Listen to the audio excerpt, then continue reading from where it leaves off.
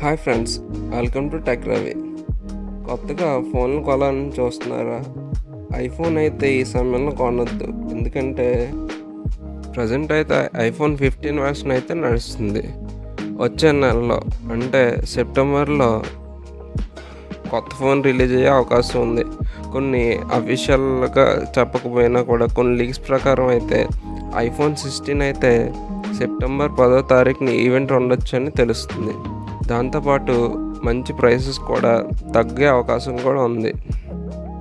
For example, ఇప్పుడు iPhone 15 అయితే ఒక 70,000 ఉందనుకోవచ్చు. త్వరలోనే ఫోన్ లాంచ్ అవుతుంది కాబట్టి అది ఒక 60,000కి అయితే ఇప్పుడు ఆఫర్ల మీద చూపిస్తారు. కానీ ఆ ఫోన్ లాంచ్ అయిన తర్వాత నార్మల్గా ఫోన్ ప్రైస్ 60,000కి వస్తుంది. దాంతో కార్డ్ ఆఫర్లు, అలాగే ఆఫర్ ప్రైస్లు ఇవన్నీ చూసుకుంటే 60,000 కన్నా తక్కువ. ఎలా చూసుకున్నా ఈ టైంలో అయితే ఐఫోన్ కొనకపోవడం మంచిది. ఎందుకంటే కొత్త ఫోన్లో ఉన్న ఫీచర్స్, దానిలో ఉన్న బెనిఫిట్స్ అవన్నీ చూసుకొని మనం ఇప్పుడు ఫోన్ కొనాలా వద్దని చూసుకోవచ్చు.